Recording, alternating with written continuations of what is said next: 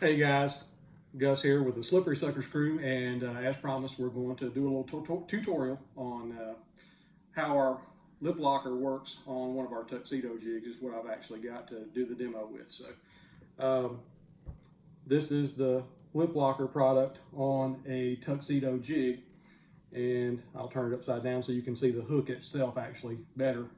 The way this works is, I'll put it up here close where you can see there's a pin, there's two pins. There's one that locks the clevis onto the hook, is the one that's pretty much closest to my finger. And if you'll look, the second one, there's a little slot. This is in the lock position. When a fish strikes the bait, or when you set the hook, the tension will actually slide that back. I don't know if you can hear that or not, but I hope you can see that. And the surgical tubing then kicks in and takes over and deploys the two hooks. So that's how that mechanism works. To close it, you take it. I like to take a finger or a thumb under each opposing main hook portion, and it has to be all the way in the open position, and then lock it back down. You can feel it click and audibly click when that thing is in the correct position. Once it's closed, you can take it and you can squeeze. It's not gonna, it's weedless until you set the hook or give it enough rod tension or pop it to where it's gonna deploy. The surgical tubing, something that we ran into this weekend that I also wanted to cover.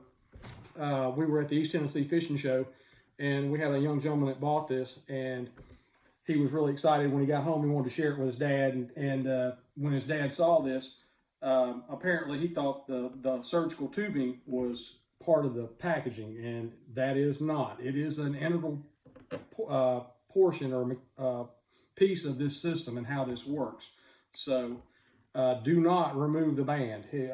He brought it back to us, luckily, before we had left, and we actually replaced the band for him. But upon seeing that, just wanted to cover that so somebody else doesn't see this and think the same thing, that that's actually packaging or something of that nature. That actually is integral to how this system works. That's what gives you the spring tension to deploy the hooks when a fish bites it.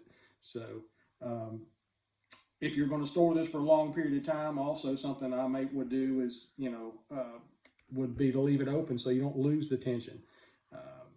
We will probably have those available if you ever wear one out. I don't think you would wear one out, but if you did, we could probably get you some. But just a note and a tip, do not take that off. That is there for a reason. So as promised, that's the tutorial that we have on our product, and we're getting ready to ramp up right now. We're here producing them today, so hopefully you guys can get some of these in your hands and have some success with them.